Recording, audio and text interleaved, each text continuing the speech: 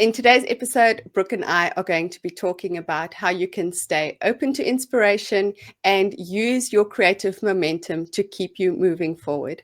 Sometimes life throws you curveballs and you might not feel as creative as you did last week. So, Brooke has got some amazing nuggets that she shares with us on how you can keep your creative practice something that you want to keep returning to, whether you're just starting out or you've been creating for years already. Brooke also shares with us why building our creative muscle is so important, because it is something that you can rely on when creativity might not feel like the number one thing you want to be reaching for in times when life might get a little difficult. So I know that you are going to find so much inspiration and wisdom in this episode. Let's get into it.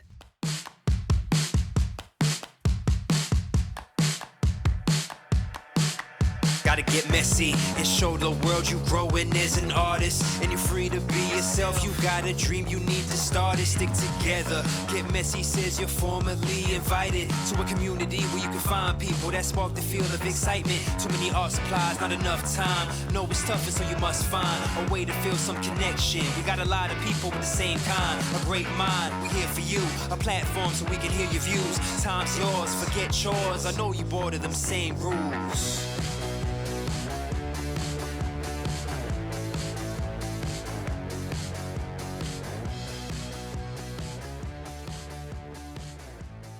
Hello, everyone, and welcome to another Get Messy podcast episode. Today, I am going to be speaking to Brooke, and I am really excited to be able to spend the next hour or so chatting about all things art related. Thank you so much for joining me today, Brooke. Thank you so much for having me. I'm excited.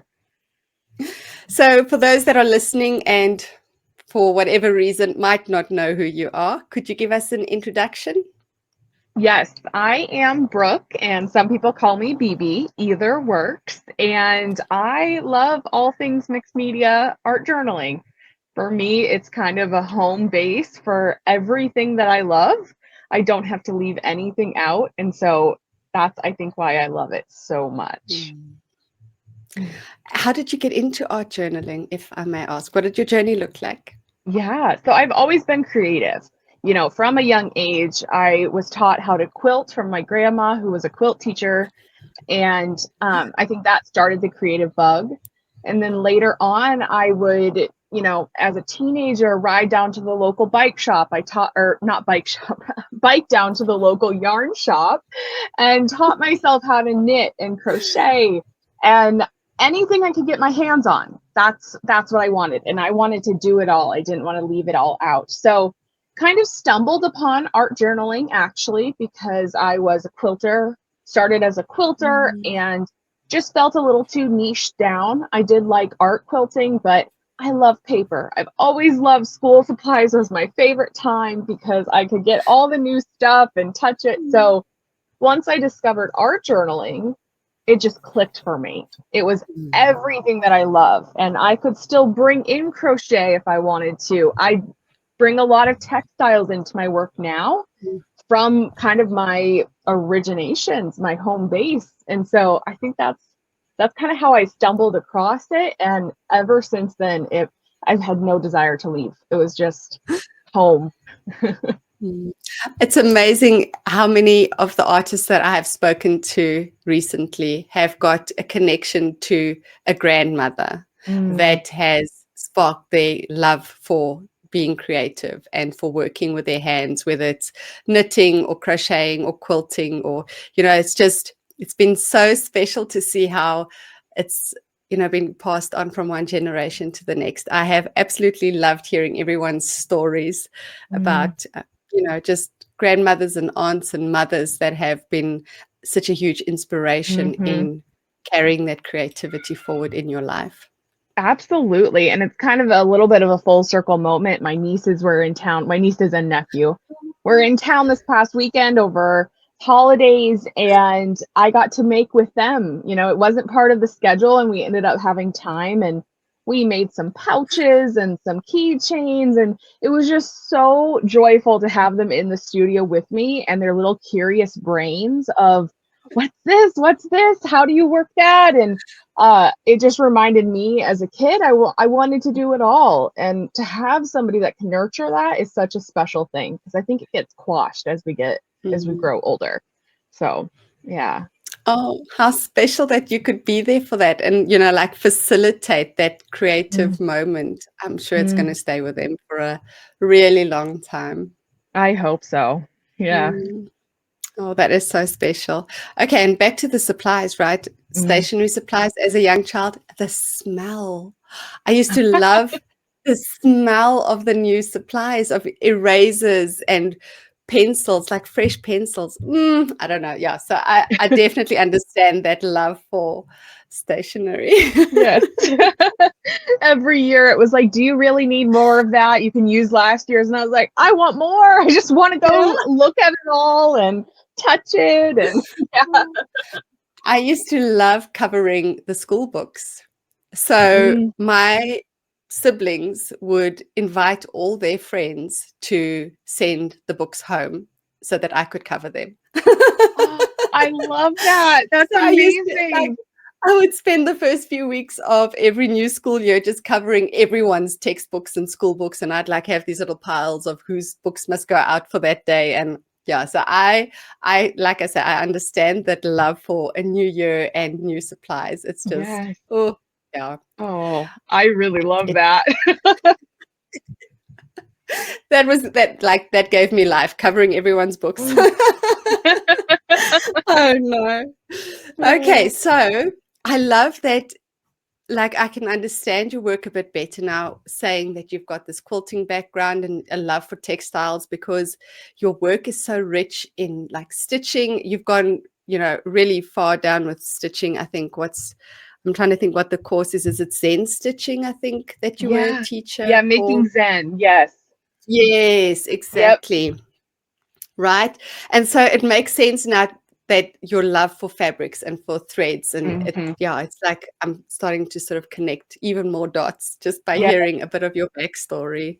Yeah, and she was my first major collaboration a couple of years ago that I got to be a Oh, part of. And so being a part of it again recently, again feels like another full circle moment. Like being asked back was so exciting because I really do love the texture. I love that calmness of working with your hands, and the repetitive motion is big for me of being able to repeat something. And um but I think the true joy happens when I can like bring those two worlds together in new mm. ways. Yeah. Yeah, it is exciting when you can. I think it's the magic. The magic is where things sort of combine together, where you Hmm. merging, even if it's just different supplies that don't seem to belong together, or like paper and thread, and just the way they interact with each other because it's such an unexpected combination is just so good. Well, and I think that's what makes everyone's own art so special. And like, I call what I do art journaling, even though it's not always in a journal. Like, a lot of the times I work in a journal, but it's kind of just like the name for everything I do now of, um, but everyone's background and experiences are so different. The supplies that we enjoy using are different. And so when we start to merge them all, I think that's when the true magic happens for all of us. And Mm. um, no one's going to do anything exactly the same. Even when you start with the same materials, it's amazing the differences that come out of it. Yeah. It's one of my favorite things is like in the Curiosity Collective, which is a hangout we do once a week, we watch a video or a lesson and use that as our jumping off point. And I love seeing how everybody starts with the same inspiration, but it's so vastly different. And everybody's got their own unique style. And it's just so interesting to see how you can interpret the same thing so differently. I think that's one of my favorite things about classes Mhm. is you can start even with the same colors and the exact same like kit, if you will, and it's still going to be different because we're all taking our own interpretation on it. Yeah, Yeah. absolutely. So how do you what does your practice look like? Have you got a daily practice? Do you sort of try and fit it into other life things? What does your creative practice look like on a daily, weekly basis? That's a great question. Right now, we're in winter right now, and I made a conscious effort as it was getting darker early that my routine was going to change a little bit for winter. It was every day, before it gets dark, I'm going to come down to my studio. My studio's in the basement. I don't have natural light down here. I don't get to see outside, which during the summer is kind of a negative, but in the winter, I'm trying to use it. I'm tricking my brain a little bit, and it helps me to have something to look forward to each day. It means that I don't get as, dreary because I'm just seeing the dark and wanting to go to bed at 5 p.m. So right now I have been pretty good about coming down every day for a little bit, but I'm kind of a bulk batch creator in a way. And a lot of how I do everything in my life, I clump light items together and do it that way. So I love it when I have a full day that I can come down and spend and just do the same thing over and over again all day and totally get into the flow. But on a regular basis, I maybe not every day. I would love for it to be that way, but I'm maybe actually after this winter, maybe I can continue it on throughout the year. We'll see.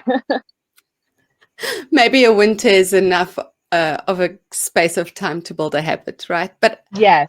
even if it isn't, like I always Yep. remind myself that there's seasons and you just Yeah. need to enjoy the season while you're in it. So maybe winter is a time where you create more because you get to be in your studio more. And summer is just a time where you're refilling your creative cup, recharging your batteries, getting out, doing something completely different to art journaling. And that's just perfect. It might be what you need. I think so too. And something about like I've noticed about myself is I'm constantly evolving with how I create and what fills my cup in that moment.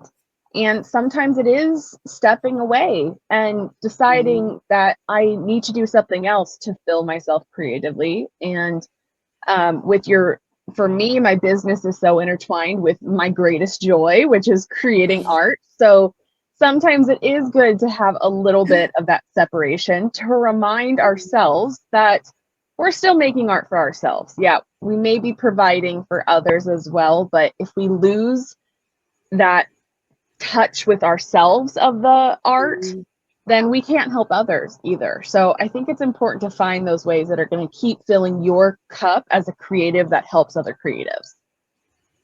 Yeah, that is important, really, especially as you say, for someone who's teaching a lot, producing classes and content. It's really easy to get burnt out and to sort of almost feel a bit of resentment towards having to create on demand almost. You can't just say, I'm going to wait for the inspiration, right? If there's a deadline, there's a deadline. You've just got to get it done. So yeah, it's important to sort of take time when you can. Well, I think that's a great lesson too of building your creative muscle too. Like practice, even when we don't feel like making art. Like, yes, I talked about stepping away, but there are times when we can feel in our bones we need to be creative and make something. But maybe it's our mental health or other things that are telling us you can't. Well, for me, it's really good to make myself at least come down here to the studio. And if all I do is sit with my beautiful art supplies and, hold them or just swatch out paint, being productive in the studio and having a successful time is not always this great grand finished project. I mean, most of the times I come down, I'm just kind of fiddling and piddling around and seeing what strikes. So I think the more that you encourage yourself to do that, the more that you can almost do the create on demand when you need to. So I view it as a friendship, and sometimes you just go to your friend's house, you just want to watch a movie, eat some popcorn, sit on the couch and do absolutely nothing, right? You're just like chatting about this and that, and nothing's really going anywhere. And then other times you've got a function and like there's a purpose for this thing and it's a big party and everybody's getting together to celebrate a holiday or whatever it is. So I think a creative practice is like that. Sometimes you're just hanging out with your supplies on the couch, going nowhere. I And then love that. other times you're making that journal spread, right? Where you like Yeah. inspiration hits and it's like, I'm gonna just get this major spread done today because it's the moment. So yeah, I think that's how I view it. Yeah. That's a If that makes beautiful way to put any it, sense. because that's so true too. You don't always, at least for me, I get peopled out. I don't always want to go to the big party, the big show, whatever. Exactly. So having that downtime is amazing. And for me, that's another very important thing about being multi-passionate is when I tell myself I can only do one thing every time I come down to the studio, I would get so frustrated, so bored and resentful that like that's the only thing I have to do. So I have tons of projects started, of course, but I like to have them in like different genres of almost what I'm creating too, so that I can really Mm. let whatever mood or energy I'm feeling kind of dictate to what I'm going to work on that day. Unless it's, Oh, a deadline or something, then you have to kind of, you know, do what you need to do. But on the most part, I like to just kind of feel it out and see inspiration's gonna strike, and that's where the magic kind of happens. absolutely. Yeah, I love that idea of having different projects on the go, right? And just sometimes the different projects have different moods and different feelings to them. And so yeah, sometimes you need a cup of tea with Jen, sometimes you need a cup of tea with Liz, right? It's just Yes. it is what it Yeah. is. Yeah. I noticed that with colors for myself too. Like lately, I've been working with a lot more muted colors and kind of a little bit fall colors and then more earthy colors. And Mm. I love all the colors to use.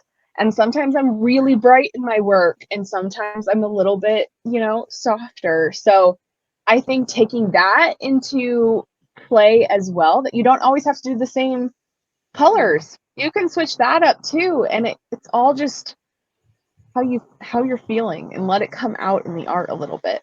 Mhm.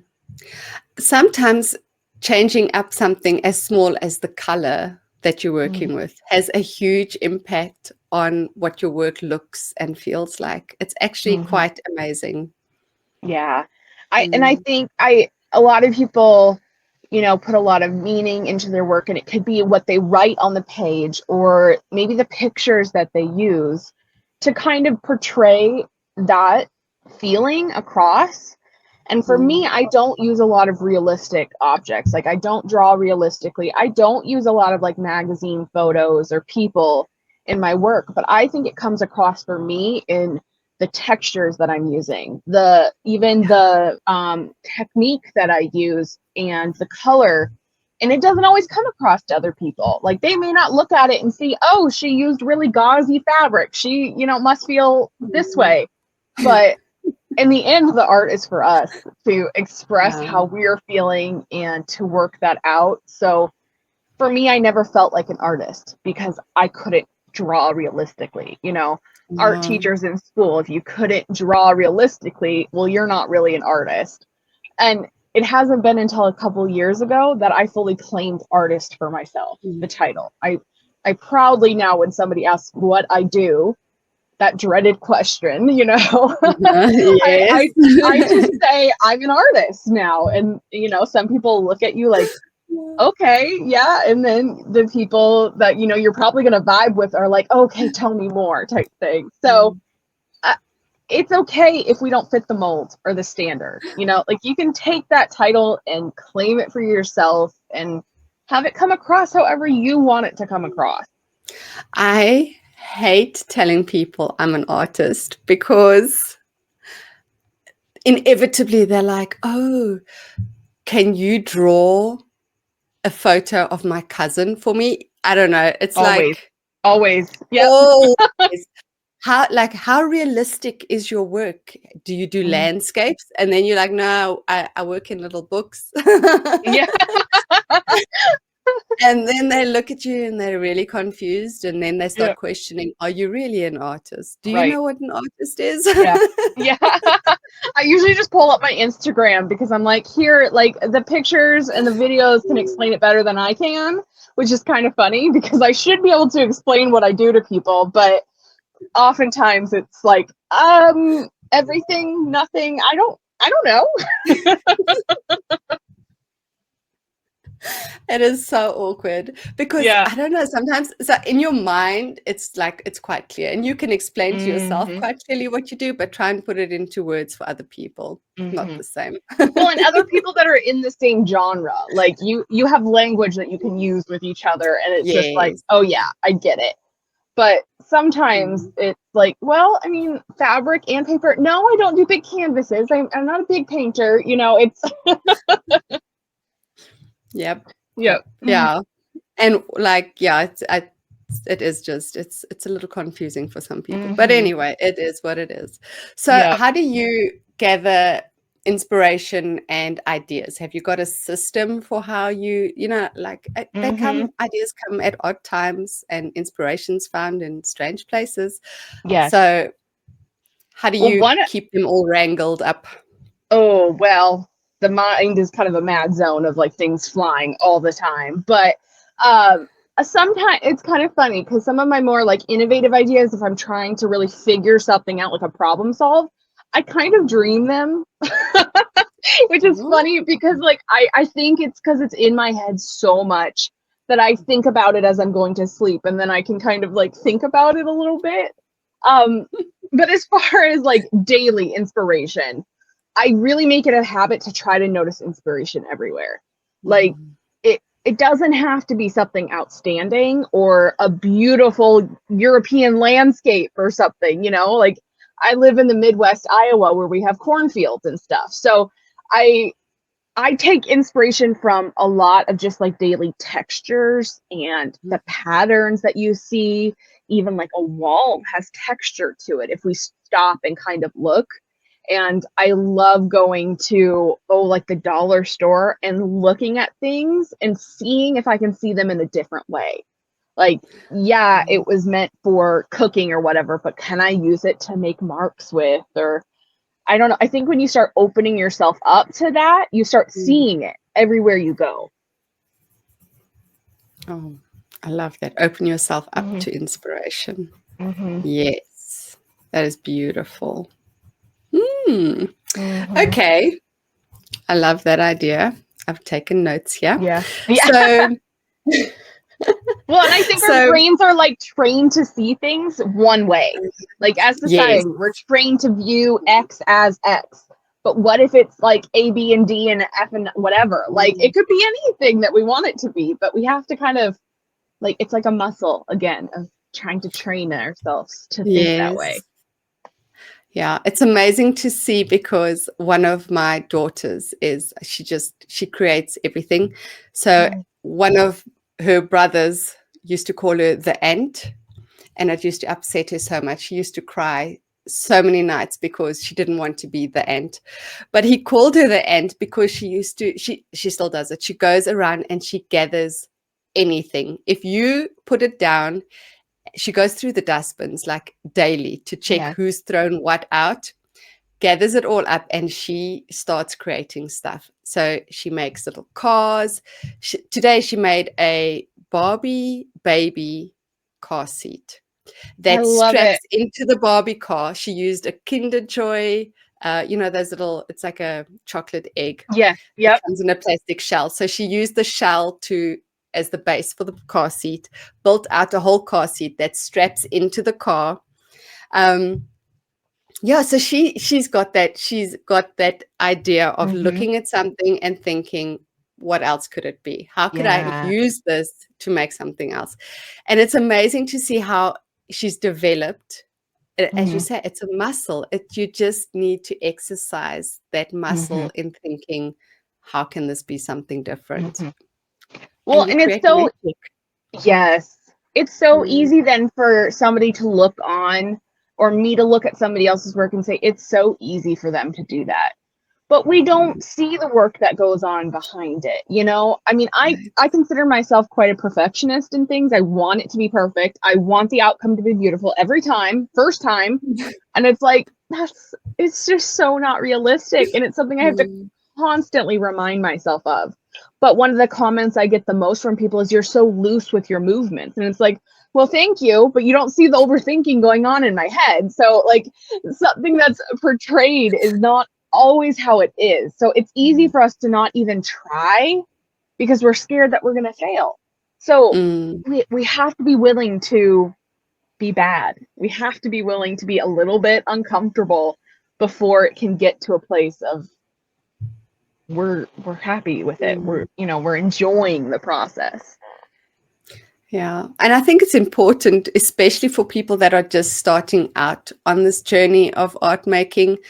It's important to realize that that's not where everybody started, right? Like, as you say, you don't realize how many hours of work has gone on behind the scenes, how much bad art has been made, how many journal pages have either been gessoed over, ripped out, whatever it is that you do. It's a process and a journey, and some days are better than others. Yeah, that would be a good thing even for myself to see, and maybe even like post, is some of my very first journal pages compared to like what they are now. And there's still merit in them. There's still things that I like about them, but I've also learned so much where it's like, if I wanted to go back in and rework that, sure, I could make it better. But it's also so fun to see that, like, at that time I was willing to just start. And I remember my feeling of no idea what I was doing. It was like, how I wanted a manual of how am I supposed to do this and in what order. And it's a scary feeling to do that, to start. But I think that would be like my number one tip for somebody wanting to get into it, or any kind of art in general, is like, just start. Put a mark on the page, scribble your pencil to get rid of that blank page fear, and jump in. Like, it's okay to be bad at it. Yeah.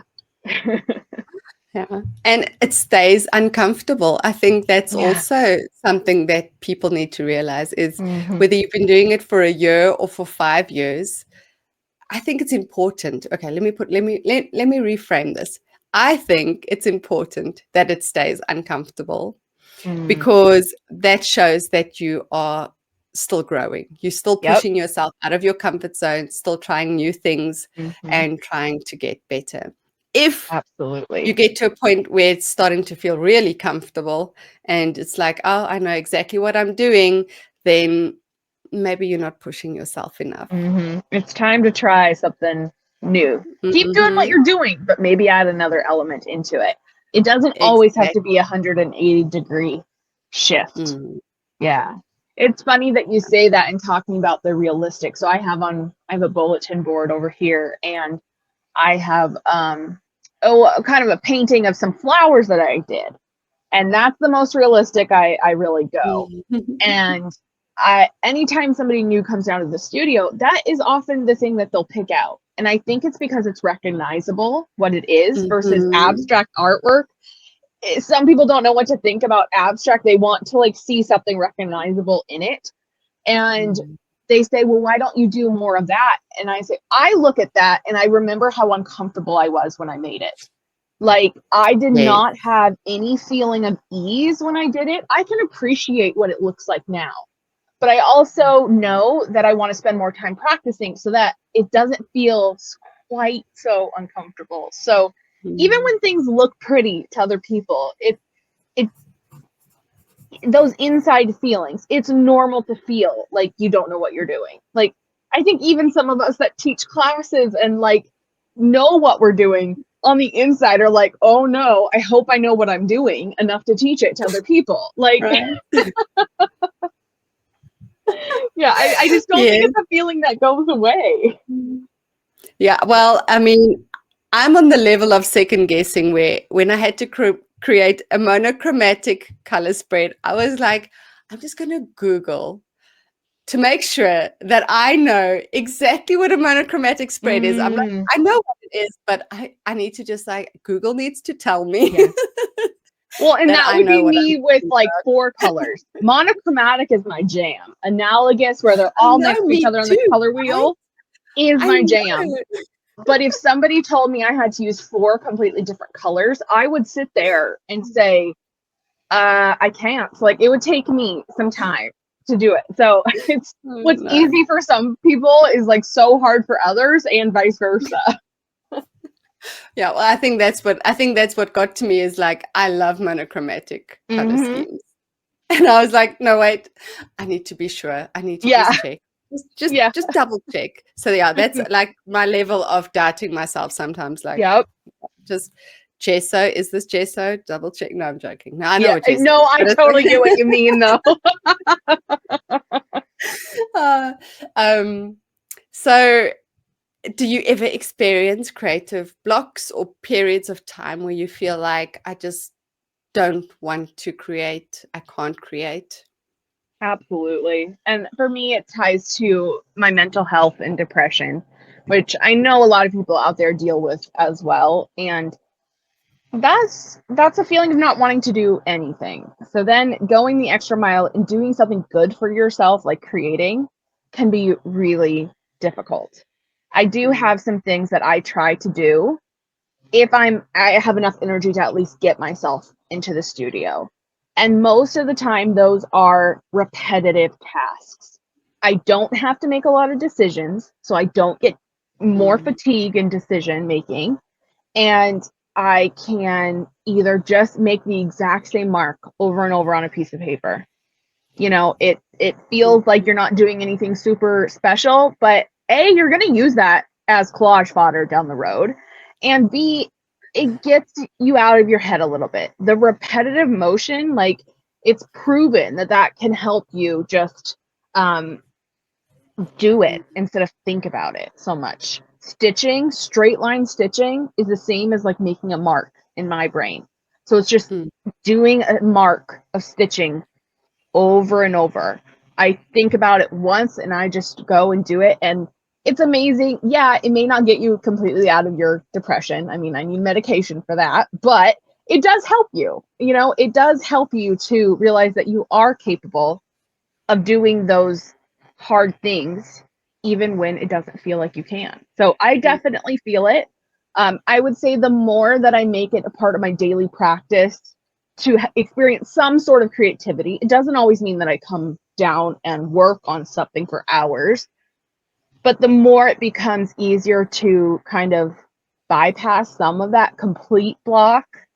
I mean, Mm. sometimes I'll come down here and if somebody asked me 3 hours later what I got done, it would be like, oh, I don't think I can tell you an answer, but I do feel like I was creative at least. I think the other thing too is with the repetitive motion, it calms your nervous system. Don't you can feel yourself just sort of melting Mm-hmm. into, whether it's making the same mark over and over again on a page, or as you say, stitching. Mm-hmm. For me personally, I know that that is definitely a way that I can just calm myself down and calm that anxiety down a Yep. little bit.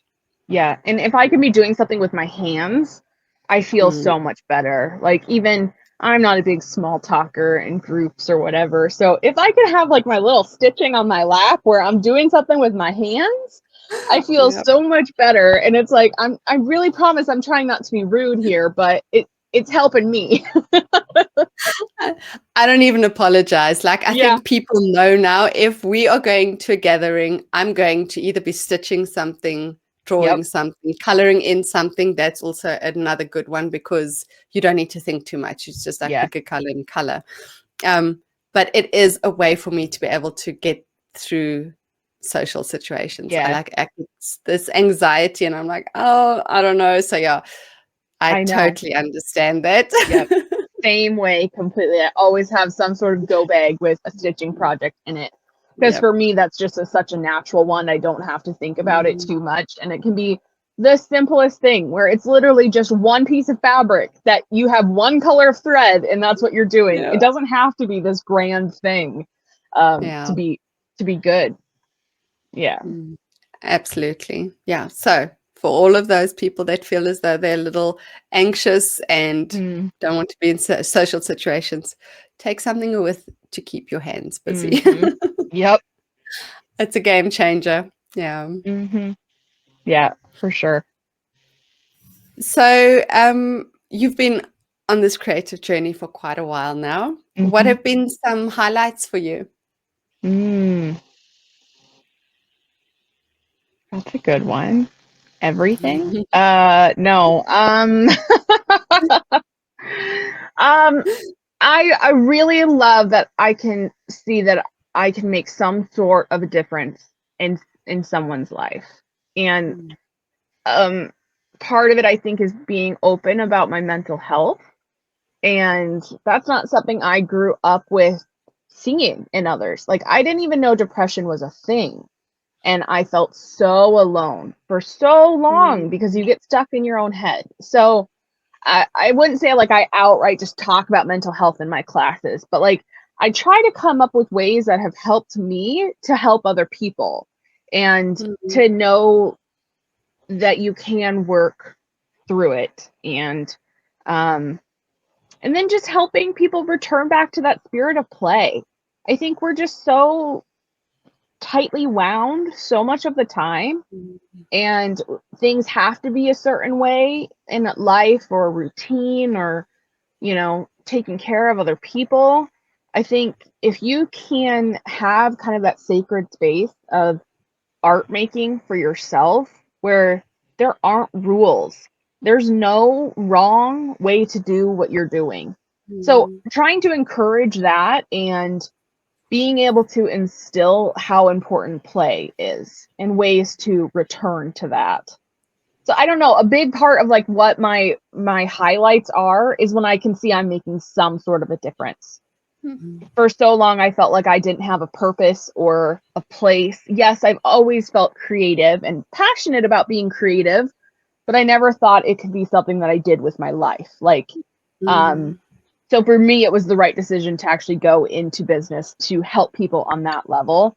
Now, not everybody needs to go off and do that, but I never felt like I had a place before. And so when I can see that I'm making some sort of difference or help, I feel validated in doing what I'm doing, even if it's on like the tiniest little scale.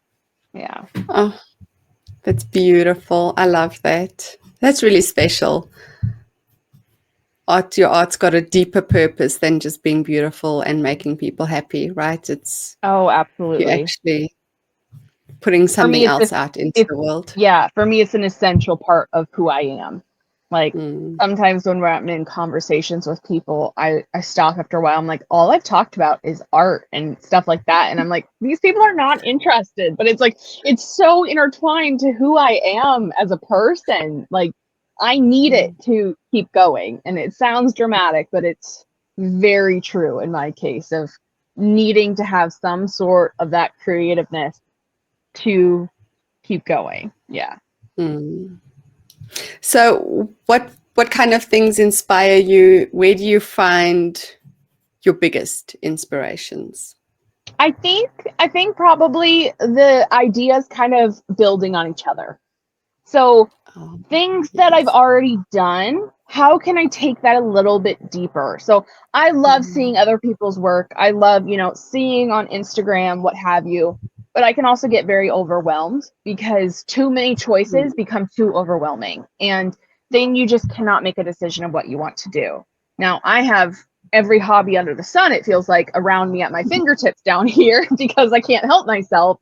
But I do try to narrow it down when I go to create because like I mentioned before, that decision fatigue, it's a real thing mm, for me. So I need to narrow it down in order to flourish. So I think it's a lot of looking around at what I've already done and seeing that that's sparking my joy again. Um, I used to think that I was a failure because I would do something, get so into it, and then move on to the next thing. I mean, that's a bit of ADHD in me too, of mm, always wanting the next thing. But um, now I realize that I kind of work in cycles where I come back to it. mm, The the quilting, I come back to it and want to do more of that. And then it just builds in with other stuff. So I guess that's where my biggest actionable inspiration comes from, like what I'm actually doing. I love it because, we could have just said, I am my biggest inspiration. Yeah. Oh, How's that? yeah. How is Sure. that? That feels very bold to say. I know. That's why I was like, I mean, we could have said it, but it's scary. It's like when you call yourself an artist for the first time and you're like, yes, I am an artist, like it does. it takes It does. a You almost while. whisper it inside your own head for a while. Like, Right. maybe Right. I am. Yeah. Right. Yep. So the next time somebody says, where do you find your biggest inspiration? Myself. Yeah. Everything I'm doing. Put my hands on my hips and say, me. It's me. Exactly. Exactly. Oh, Right? I definitely get influenced by other people as well. But I find if it's things that I can act upon that I've already taken a step to work on, then it helps. Because starting something brand new is always so daunting. So anytime you can build on what you've already done, you're going to make more progress, I think. Yeah. Yeah. Okay, but we can unpick this, right? For everybody who's listening, who's being like, did she really just say she is her own inspiration? I know. Let's unpack it. It makes absolute sense because you did something that you were attracted to, you loved it. And so you acted on it. You took the inspiration, you acted on it, you created art. So obviously it's something that's speaking to your soul. And so it makes sense that you would want to return to that thing, use it in your art again, maybe use it in a different way, combine it in with a new technique that you have just found or in a different color. So I love the idea of saying the things that I'm working on build onto each other. They influence each other. And so I don't need to go looking outside of that for any additional inspiration. I'm just taking bits and pieces and putting them together in different ways and seeing what happens. Well, and I think knowing that there's no limit to what you're doing, it's like it doesn't have to stay just on the page if you don't want it to. It could carry on to something else. And I think inspiration is a lot about momentum too. I was listening to an old episode of this podcast. I think it was Kaylee that was saying like she doesn't like to call it just like inspiration, but like inspiraction or something. Maybe I'm getting that wrong. Yeah. No, you're completely right. Inspiration. And it spoke to me so much because I am inspired by so many different people's work. But until you take some sort of step of action to it, it's just kind of all a theory out there. So when I do incorporate things that I've seen, it's little by little. It's like one little thing with all of the things that I already do and see how that works. So yeah, I just love that concept. It really spoke to me. Yeah. Yeah, and I love it. And I've got it somewhere up there. It is. It says it's not only about ideas, it's about making ideas happen. Stuck up on my wall here, right? So you've got to take that idea and put it into action. That's the only way that things are going to get moving forward with that momentum that you were talking about. Because I am an idea generator, that's for sure. And finishing is another struggle, but I do love to start things. But is finishing so important though? Not always. No. It's not. I don't think it is. Some things I tell myself that I don't need to start the exact same journal twice because like we really could just keep working in that. But sometimes the joy is in making a journal and you just want to make a new one. Yeah. Sometimes though, I'm just going to put it out there. Let's think about it. I think we taught as young children that not finishing things is bad, right? If you start something, you have to finish it. That is the programming that we've been given. But as you were saying, like, do I need to start a second journal? Sometimes you actually do, because the energy and the intent behind the journal that you started might be completely different to the Yeah. energy that you have for a second journal. So Mm-hmm. it might even be the same concept, right? Let's say you're Mm-hmm. talking about femininity. And so you've Mm-hmm. started this journal, which is embracing my power, whatever it might be. And Mm-hmm. you've gone down and you've sort of gotten a quarter of the way in. But there is so many different facets, different ways of approaching things, and you get influenced. So a month from now, you might feel totally different. So I think that if you feel like you can't return to a journal or to a project right now for whatever reason, and you're going to start something new, even if it is 99% the same Mm-hmm. as the one that you have going, you need to listen to Mm-hmm. that gut and you need to Eh, follow the instinct that's like, I'm going to start a new one. mhm. Well, and I won't Mm. fight with that. All of these back here are pretty much working journals. I mean, I probably have like 50 working journals right now. So I completely agree. And it's Mm. just acting on whatever you're feeling like doing right Yeah. now. Because Mm. doing that is better than not doing anything at all, even if it means Yes. creating a new one. Yep.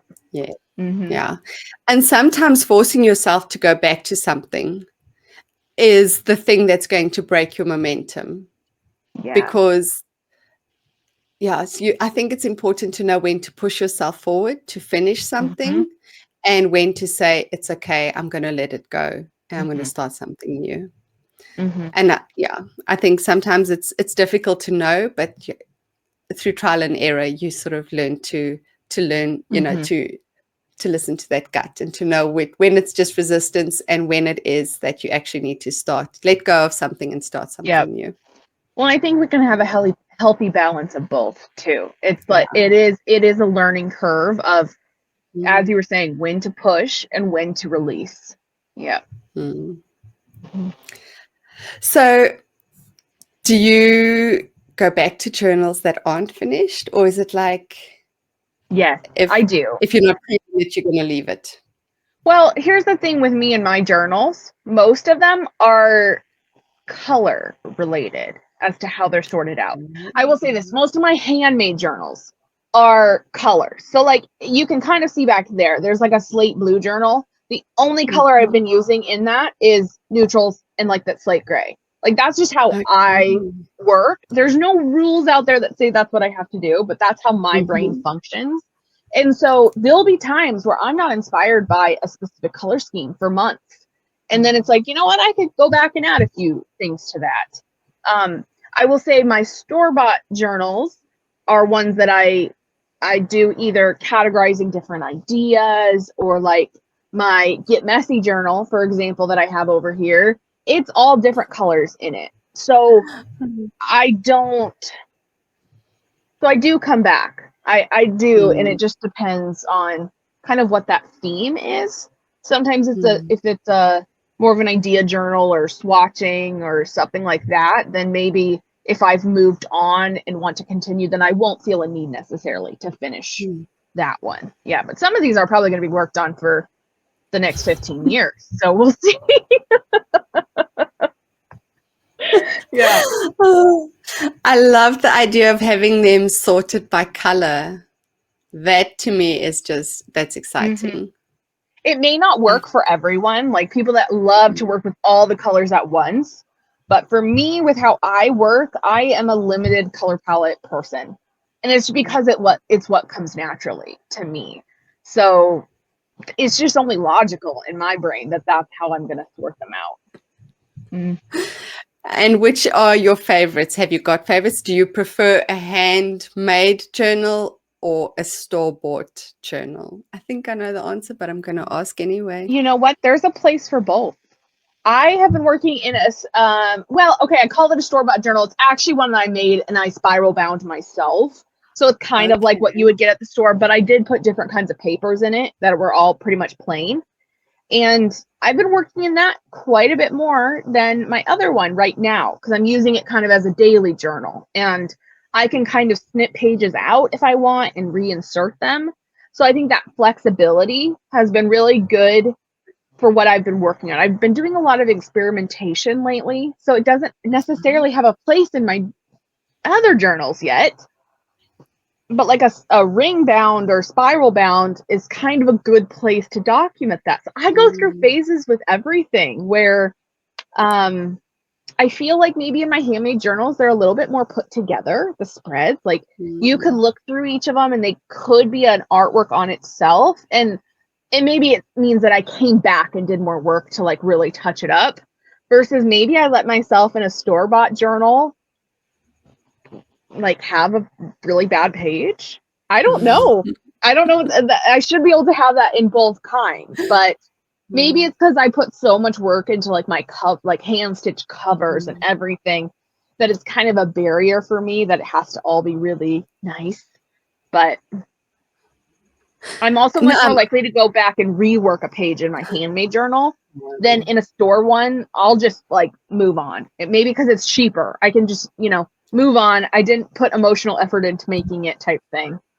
So that's an interesting question, because I can't just say one or the other. But if I had to pick, I would pick handmade because I think they're gorgeous. So.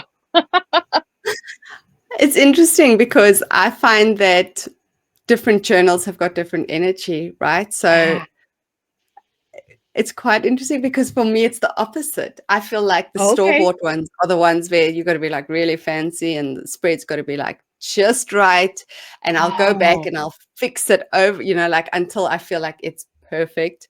And my handmade ones are the ones where I'm like, I'm just going to dunk this in coffee and set fire to it and go all crazy. That. So yeah, for me it's the opposite, which is why I love thinking about that. It's interesting to ask that question, to be like, what is your feeling about journals? Yeah, it's fascinating. Well, for my handmade ones, for most part, I do make some that are super quick put together. Really, it's meant to do whatever with, but a lot of like the ones I teach, like in my masterclass, like I put in so much work before it even gets bound. Like the pages already have artwork on them. They have all these interactive elements, and the cover is like literally hours of stitching. So I'm a little bit more precious, I think. Now, there are some that are just like a quick bind that I probably don't treat the same way. But I love thinking about that from somebody else's perspective. Yeah. It's interesting. And I think it's important for people to realize, especially if you're just starting out, that you're going to have to experiment. You're going to have to try and have a handmade journal and then have a store-bought journal and see, what do I feel, how do I feel about this journal? Because oftentimes you watch a class and maybe the person who's presenting the class is like, this is a really precious journal. For instance, now with you, with your stitch journal, and so then they feel like it should be precious, but I don't feel that connection to it. So you've got to listen to your own voice, and you've got to experiment and find what it is that speaks to you and to your creative voice. Well, I think this just proves right here there's no right or wrong. I mean, we both feel like different ways towards it, and we're both totally valid in thinking that way. And knowing that you don't have to be locked into one type of journal forever. Like, you can totally change it up. You can try a really fancy binding and stitching journal or whatever. And you can also be okay with a quick pamphlet stitch that is like literally stuff that you saved from the bin. Like it's all okay. And it's all got its place too, right? There's different projects have got different feelings, different needs, and sometimes you need the really junky journal, and sometimes you need the really hours of intensive labor put into making the journal. So each one is valid and each one has its place. Yeah, something interesting to evaluate in my work in the next couple months, like how I approach the different journals. And I think for most of my handmade ones, I view those as a work of art in themselves. Like some of them, I actually don't like have a desire once they're done to do anything more than what I already did to them. Yeah. And other journals, I'll go and I'll just start throwing the paint without any care in the world. So it's interesting to see how we approach them in it, because you're right, they all do have a different energy to them. Yeah, I love it. I love taking notice about things like that. It's just so interesting to think about and to try and unpick, why am I feeling a certain way? Yeah. And how does that feeling influence how I'm creating? Because it also depends on whether you're going to be really loose and free and Yeah. expressive, or are you going to be more tight and trying to control the outcome? So your feelings about your journals and your supplies definitely affect your work. But I think it'd be really easy to like pigeonhole yourself more if you were the type of person that only worked in one journal. And I mean, all power to Absolutely. you if that's successful to you. But when you approach each journal a little bit differently, if you only have one that you feel like you have to fill out start to finish, you may be limiting yourself in what you could do and the different techniques that you might try if it's a little bit different of a journal. I agree 100%. 100%. Yes. Okay, so we've spoken about color. We know that you love color. I'm going to ask you one of my favorite questions, and some people find it hard to answer. So I really want to know what your answer is going to be. And that, of course, is if you could only choose one color to work in, what would it be and why? Okay, black and white is I can always use that, right? Like neutral. Okay. Because if I had to pick, honestly, black and whites would probably be it. I think you can do so much with black and white. Okay, my choices would be between chartreuse and a deep pink. Like hot pink, but not necessarily neon pink. And my answer would have to be chartreuse because there's just so much depth to it. It's such a yummy color. I love it that it can go more mustard and more olive and pink. I have a hard time finding the exact color of paint that I want. Like you can get a neon pink, you can get a light pink. The deep pink that I want, I still have not found. So hey, if you're listening and you know of it, you let me know because I would be happy. But I think I've got like every color of chartreuse or green gold or olive, whatever you want to call it, in any brand I've come across because there is so much interest to me in that color. That is a good color. I love that you've chosen that one. It is delicious. Delicious. And the struggle with pink is so real. I'm so glad you said that because eventually I decided, okay, if I can't buy the pink, I'm going to mix the pink. And let me tell you, I mixed tubs and tubs and tubs of pink. They never hit right. It was always just off. And then pink dries so differently when it's wet versus dry too. So it's wet and you think, oh, I finally got it. And then it's like, no, the closest I have got, and it still goes a little neon to it, is a fluorescent magenta and N5 neutral gray put together. And it's a pretty good mix. And it's one that I use now quite frequently, but still, I think there's better. There needs to be. And if there isn't, somebody make it. You have a market. Yeah. Yeah.